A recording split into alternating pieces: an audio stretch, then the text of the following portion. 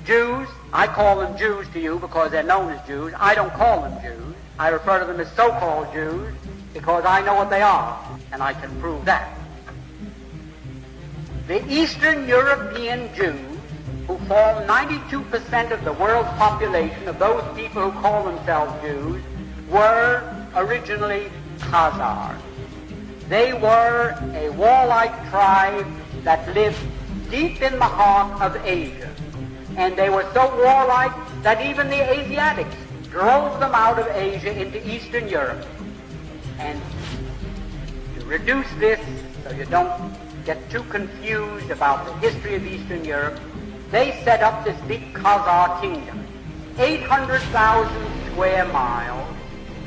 Only there was no Russia, there were no other countries, and the Khazar kingdom was the biggest country in all Europe. So big and so powerful that when the other monarchs wanted to go to war, the Khazars would loan them 40,000 soldiers. That's how big and powerful they were. Now, they were phallic worshippers. Now, it was their religion, the way it was the religion of many other pagans or barbarians elsewhere in the world. Now, the king became so disgusted with the degeneracy of his kingdom that he decided to adopt a so-called monotheistic faith, either Christianity, Islam, the Muslim faith, or what is known today as Judaism, really Talmudism. So, like spinning a top, he said, eeny, meeny, miny, moe, and he picked out so-called Judaism. And he opened up synagogues and schools in his kingdom of 800,000 square miles, and maybe 10 to 20 million people, and they became what we call Jews. There wasn't one of them that ever had an ancestor that ever put a toe in the Holy Land, not alone in Old Testament history, but back to time, the beginning of time. Not one of them. That is the foundation of all the misery that has befallen the world.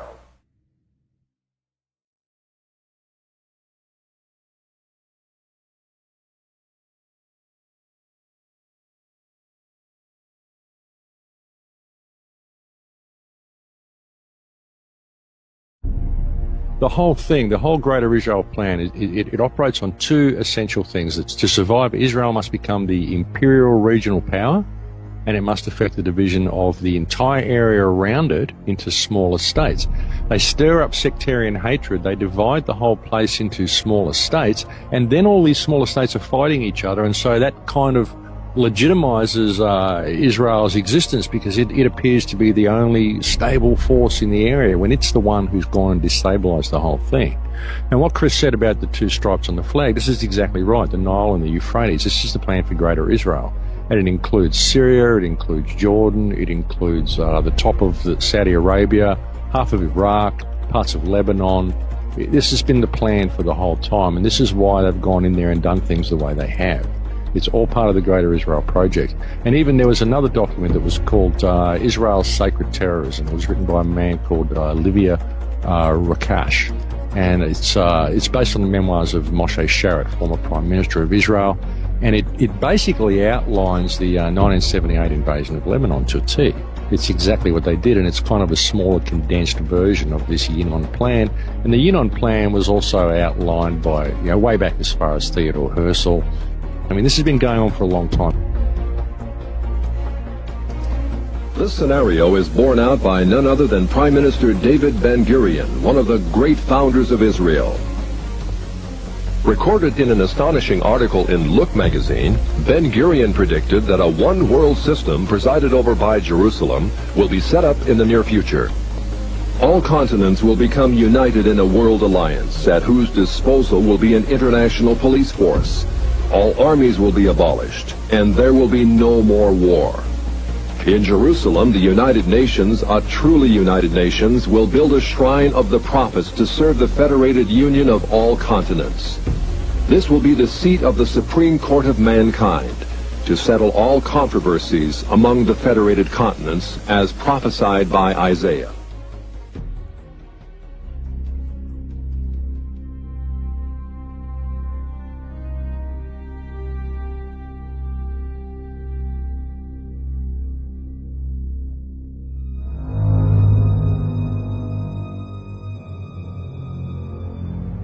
what we're dealing with here, like when you look at the whole Khazar Empire, that's who these people are. They're Khazars, and they've basically hijacked everything. They've infiltrated into Christianity, they've infiltrated into Judaism, they've probably even infiltrated into Islam.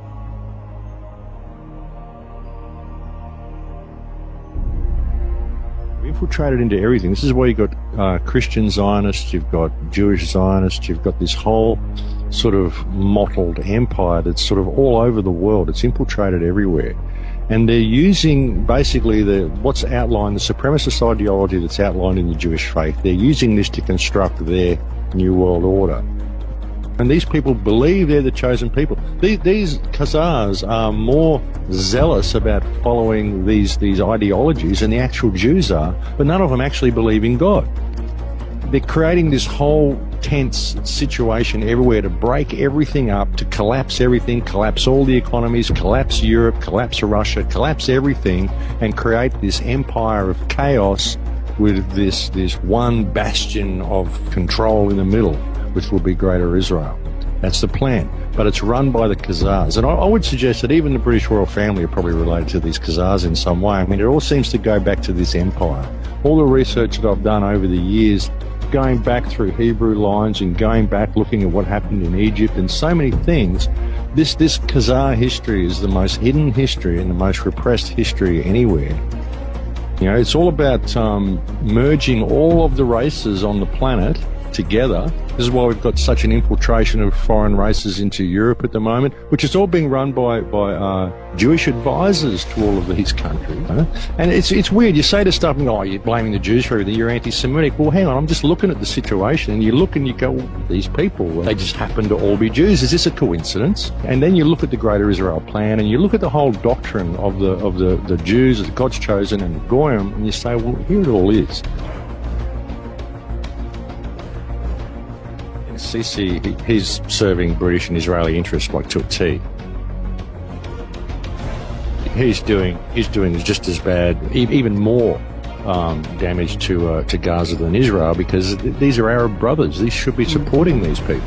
And he's closed all the borders off, like you say, he's bulldozed all those homes. He's actually even thinking of digging a moat, as I was saying before, so they can't possibly dig any tunnels because they'd have the weight of water above them.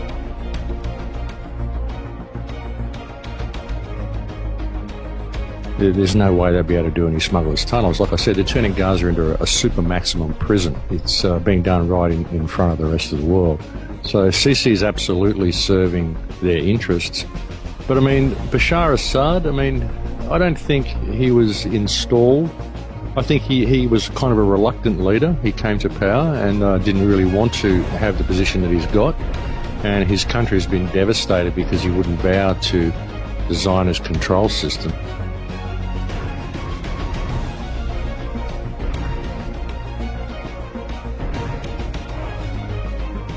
I mean, this whole ISIS thing, ISIS is sprung out of nowhere, exactly when Israel needed it. It's paved the way for Western intervention to go and carpet bomb the whole Arab world. So, who's controlling this? They're saying they're Muslim extremists. They're not Muslim extremists at all. They're killing Muslim people. They're killing women and children, all of these things that are banned by the Quran. They say if you do this, then you go to hell for all eternity. So obviously they're not religious extremists. They're just extremists. I would suggest that ISIS probably stands for Israeli Secret Intelligence Services. It's just a new boogeyman because bin Laden had run out of steam, Al-Qaeda had run out of steam. But ultimately it's all a product of the West anyway. These are the same people that they had in Libya, the same people in Syria.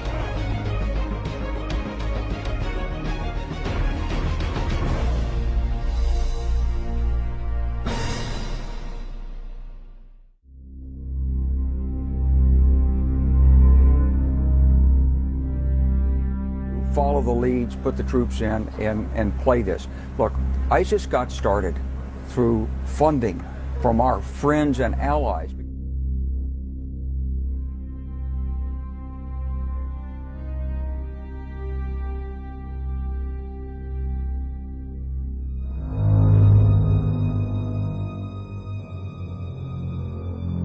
So with the additional steps I ordered last month, we're speeding up training of ISIL forces, including volunteers from Sunni tribes in Anbar province.